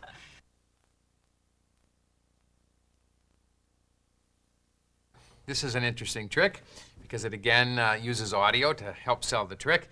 The vanish of the coin from the top of the table through the table is actually very cleverly done by the way that you're brushing the coin. You're actually giving the appearance of just brushing it in circles when in fact you're not. You're actually working the coin underneath your hand to the edge of the table. I'll show you how that works. But first, of course, you're going to catch it in the glass. So you explain, I'm going to place the glass below the table to catch the coin as it goes through. Now there's a little bit of psychological deception here because you're looking as though you're putting it way underneath the table. What's happening is I'm putting my arm under the table, bending at the elbow and bending at the wrist, and bringing the glass right back to the edge of the table. So it's literally right here at the edge of the table, although it looks like I'm reaching way underneath. So here's the glass.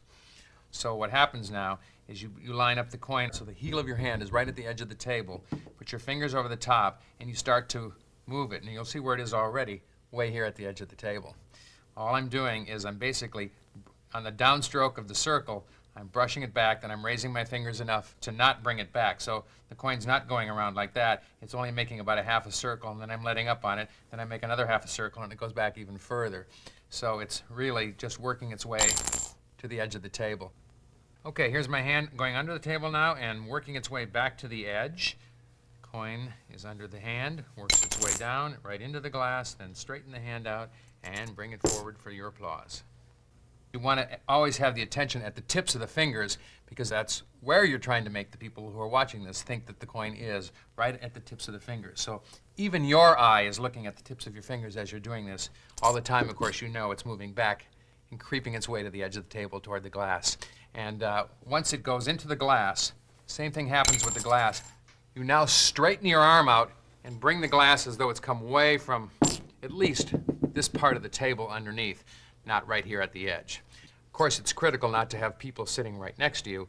Most of these table tricks, especially when you're using things falling into your lap, all have to be done with people far enough to your sides that they don't get a view of the edge of the table and your lap. Otherwise, there's certainly no magic trick happening. So be aware of your angles on doing these tricks as well. Some of them you'll see as we go along in the tape. It makes no difference. You can do them surrounded, but not this one.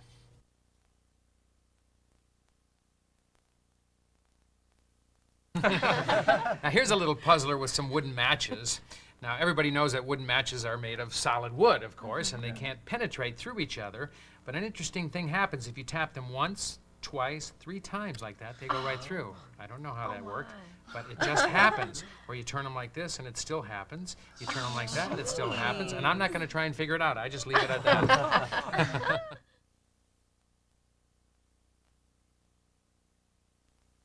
Well, if you've heard the old expression, spit and polish, the secret to this is spit and sulfur.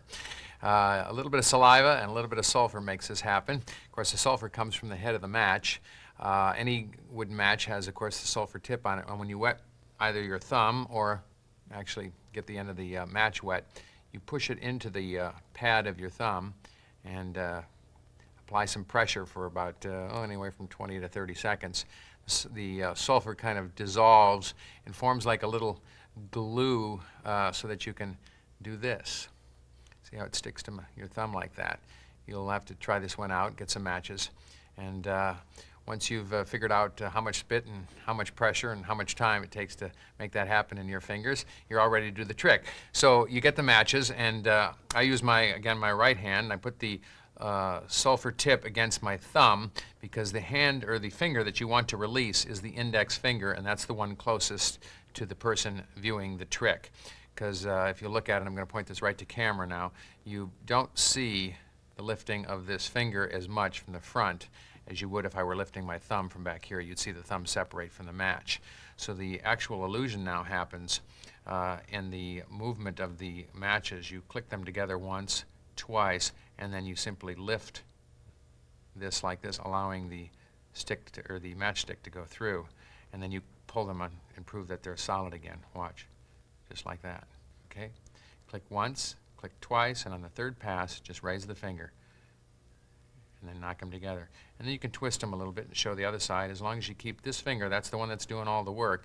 Keep that, whether you're showing it this angle or you're showing it this angle and approaching it from this side, you just keep that finger kind of in the direction of the person watching it, and they won't see it. It's actually just like jumping rope. If you watch somebody jump rope that was very fast, you wouldn't see the feet hardly imperceptibly going off the ground because that rope is just passing underneath. And just the body knows just when to jump. Same thing happens when you click, you know just when to lift your finger.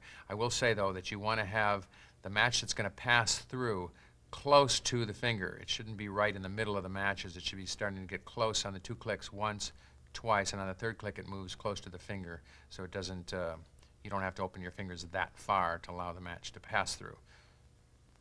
Sometimes you can just lift that thing almost imperceptibly, and they penetrate each other. So that's the linking matches. Great trick.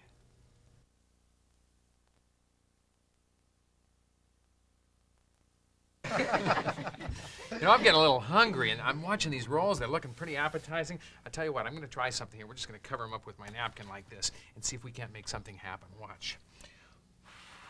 Whoa! I think I got one. Oh boy, this is some light flour. Look at that. Woohoo!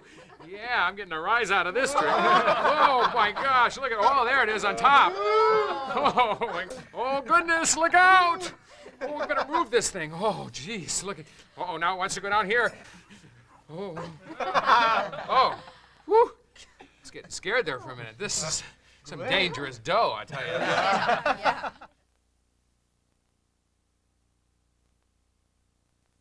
All right, this trick is a real kick, and everybody enjoys it. It's a lot of fun.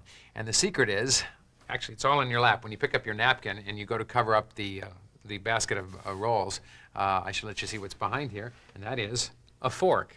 So I'm clipping the fork and the napkin like this, and as I go into the dinner rolls, I'm simply jabbing one of the dinner rolls, and the more subtly that you can do it, the better. So you say, hey, look, we'll just take this and we'll just set it down like that, and I've just jammed that into the rolls. Now, obviously, they have to be fairly soft. If you've got some of those really hard rolls, it's not going to work, so you have to actually examine the rolls ahead of time. Now, the fork is actually right here. You can see it's jammed into the roll. I'll give you a look as though I was holding the handkerchief now. I pick that up and I say, hey, watch, let's cover this up like this, and I just stick it in like that.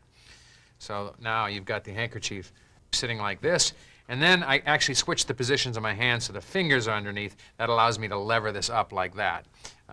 You can still do it this way, but it's kind of contorts your elbows to get it to go that way. So after I've jabbed it, I just go like this and say, watch, you can blow on it if you like, or just go right straight up like that, and you're simply just carrying it around like that. It looks like it's floating, and and make it come alive as though you're reacting to it. Whoa, like that, and it's pulling you. The whole illusion to selling this thing is that it's pulling you and coming back at you like this. You have to watch your angles a little bit. The fork is pretty well covered even from behind, so it's out there floating around like this, and then you can. I'll give you a back view here. You can bring the roll up to the top of the handkerchief. Just watch the fork. I'm looking right here to make sure that the fork is covered by the handkerchief, and you don't let anyone glimpse it. So you can only bring the roll up as high as the fork is covered with the handkerchief, and let them see a peek of it from the front. Say, oh, there it is right there peeking over the top. And let it pull you along, and then just drop it back down. And this whole action is really great when it goes from this position straight up like that and carries you around. Now I'll show you the finish of this thing. Is you can actually let go with the hand that doesn't have the fork and reach up on top and grab the bun like that. Say, boy, this thing's, and then you can actually let go of the fork.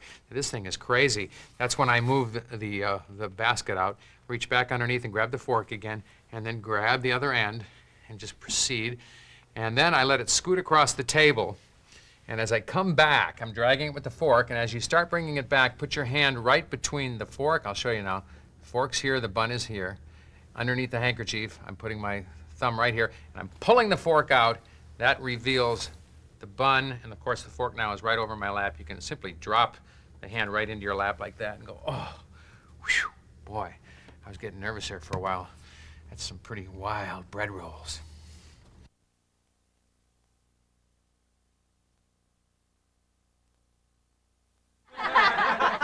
Hey, here's something the government doesn't want you to know about. All right. About 3 feet in front of every single person, right out in the middle of space, is a little hole about that big that leads right from there right into the U.S. Mint. And all you have to do is reach into the little hole and ooh, I missed it. Let's try it again. Ooh, yeah, there's a point. And there's another one. Oh my gosh! And that really is fresh.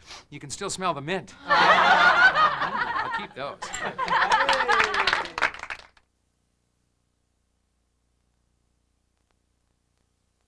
Well, this is a great impromptu trick that really causes some attention because it deals with money. Now, I use half dollars. They're just big and they're visual. If you have smaller hands, you can do it with quarters. But if you can get a hold of a couple half dollars, they're great for any of the coin tricks we have on the videos here. And this one works simply by putting the coins, just like people always say about magicians, it must be up his sleeve. Well, in this case, that's true. You can either drop them in the sleeves from this direction, or if you want to be a little bit more clever about it, if you're sitting around with people, you can get them out of your pocket and drop it down the armhole, and then it'll work its way right down to the elbow. Now, you're kind of stuck in this position until you're ready to perform the trick. And you say, but you're still quite a freedom of movement. So you can say, hey, let me show you something, and then you're into the trick. The way you get the coins in your hand from here is you drop your arm, and it just shoots right into your fingers. Now, the actual way that you perform the trick requires a little bit of timing, and it's just something you can work out a couple of times in front of a mirror and you'll get it. Watch, here's how it goes. You start out saying, hey, let me show you something. Do you know that there's this little hole out in space here? Now you're gesturing with one of your hands, whichever you're more comfortable starting with. And there's a little hole, goes right from there into the Denver Mint. Now watch. And all I'm doing at this point is I'm constantly reinforcing my hands are empty by gesturing, so they don't think you had them in your hand. It's at the start. You say, watch. All you have to do is you reach out and you know, just like you see right there, you see a coin floating in space. You reach out and you grab it. Now, as you go to grab it, you notice what happened with my left hand. It went down to get the coin. So that movement happens as you grab and say, oh, doggone it, I didn't get anything. I must have missed. So then you reach up with this hand, and same thing happens. As this hand goes up, this hand drops to your side, the right hand gets the next coin. You go, wow! And you simply move it from your fingers. Just slide it up with your thumb right up to the tips of your fingers. Doesn't have to look very clever or anything like that. You're just reaching into a hole and grabbing a coin. Say, wow, and then appreciate that for a second. Say, let's try for another one. You bring your hand up and just work it to the tips of your fingers like that. And you've produced 2 coins. And it's really quite magical. So again, the whole thing is timing. I'm going to show you from behind a little bit how that happens. Now remember, with not a long sleeve shirt on, these are going to drop very fast into the cups of my hand. So watch. I'll show you. My right hand is reaching out to grab the first invisible coin, and that's when the coin drops here into my left fingers. And say, well, gee, I didn't get anything here. Let's try out here. And then I grab the next coin as it drops into my right fingers, ready to reach up and grab it. So that's basically how you do it. It takes a little bit of practicing of, it's almost like swimming or cross-country skiing. As the one hand goes forward, this one drops, and then the next one goes forward, and the other hand drops, and you've produced 2 coins out of thin air.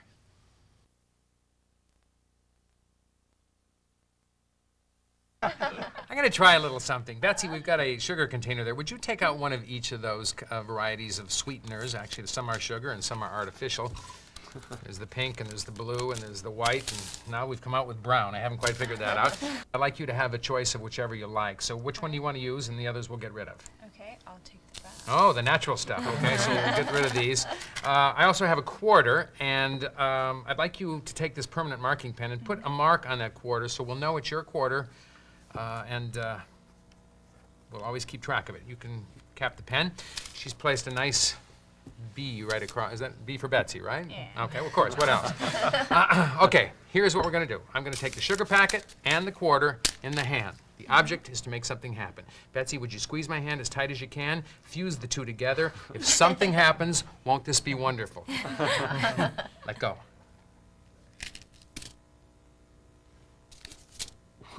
They fused. It's inside then? Well, who knows? No. Let's take a look. We'll open the sugar packet. Can I have your hand, Betsy?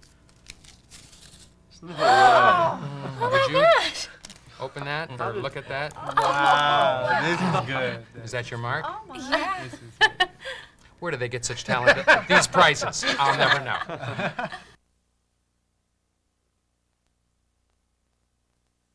know. This trick is just, will really knock them dead if done correctly, and I'm going to show you how to do that.